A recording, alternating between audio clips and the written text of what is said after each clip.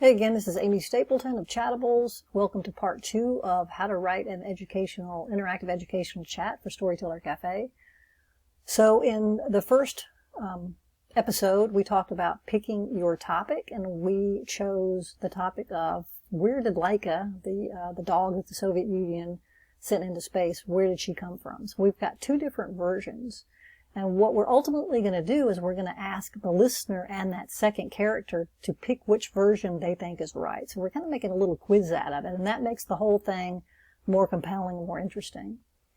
All right, so we're going to get started out by just getting the conversation going. So in this case, I have selected Lily to be the presenter. So she's the one that actually knows what's going on and which version of the story is correct.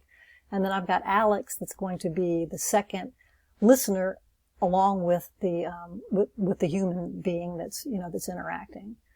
So I typically like to get things going by just having the presenter greet the listener and the second character, and start out by maybe introducing the topic. Say, we're going to be talking about dogs in space, and maybe Alex could chime in and say, oh, that sounds like really interesting. And then to get the listener engaged and involved, you can ask, I like to ask an open question that has something to do with the topic. So I think for the actual script that I wrote, I had Lily say, hey, first name, what country do you think sent dogs into space? And so that's an open question, right? And the listener's going to think about it, and they might say, Russia, the Soviet Union, China, the United States, whatever. We're not going to interpret what they say, but then Lily will say, well, if you said the Soviet Union, then you got the answer right, and then we'll move on. And that got them thinking, and also, maybe they felt good because they actually did say Soviet Union, or maybe they didn't say the right thing, but that's okay. They've just learned something, and we're getting them involved in the topic and in the conversation.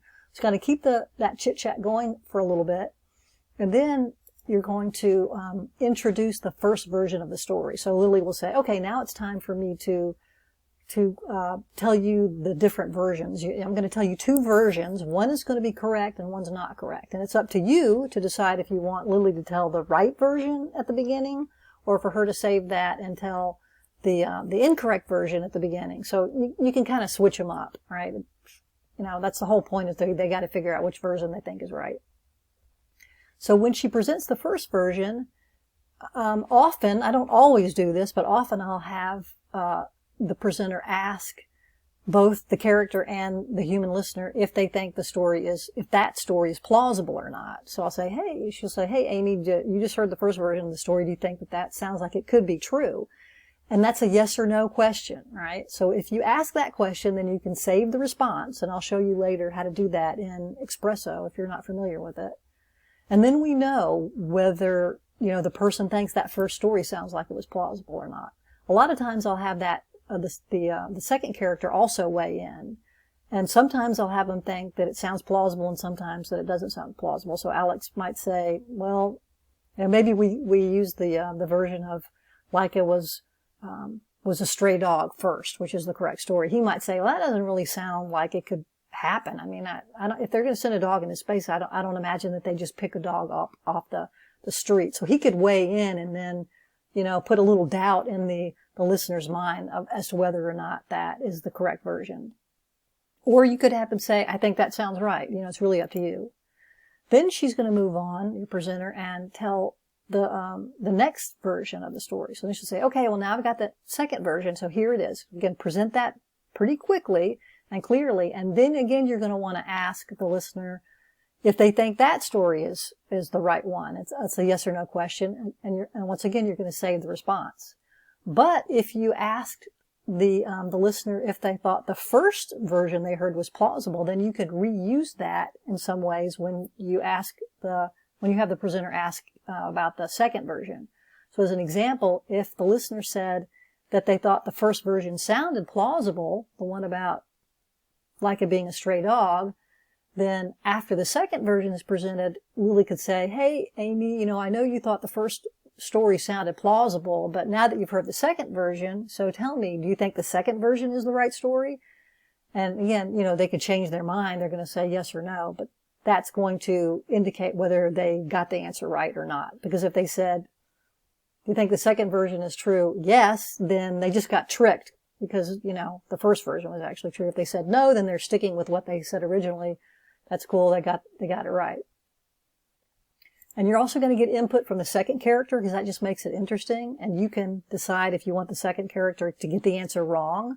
Sometimes it's fun to have the character get it wrong. Sometimes it's fun to have, you know, the character get it right. And then it's just more interesting, right? When you have collected the listener and the second character's response to that second version of the story, then you know whether they got the answers right or not. So at that point, you can, you know, congratulate the listener and say, hey, we didn't fool you. You got the answer right. And if Alex got it right too, then he could say, hey, I'm glad we both got it right. Or if Alex got it wrong and the listener got it right, he could say, hey, you know, I got fooled, but you didn't. If the listener gets it wrong, if they did get fooled, you just want to be careful and not be too harsh. Don't have the characters like chastise them or anything, but just say, hey, you know, you got fooled and maybe Alex got fooled too and said, oh, well, we got fooled that time. So just make it sound like it's a friendly conversation. And then you can just conclude the chat. I often like to add like another question at the end that's more open-ended to give the listener a chance to say something. So I might say something like, you know, how many dogs do you think the Soviet Union put into space in total? And I'm not sure what the answer is, but let's say it's 12. If the listener, you know, says 20 or whatever, then Lily's still going to say, well, if you said 12, you got the answer right, and maybe say a few more things, and then Alex will say, hey, that was a fun topic. I really liked hearing about Laika. I think actually in the real version I talked about what happened to Laika, which was kind of distressing, but you can look that up on your own.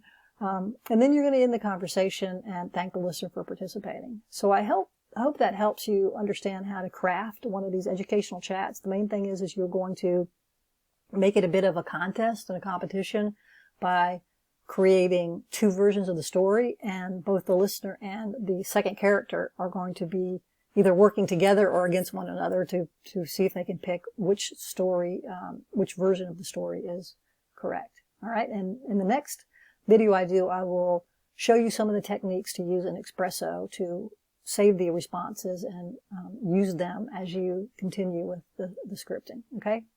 Thanks a lot.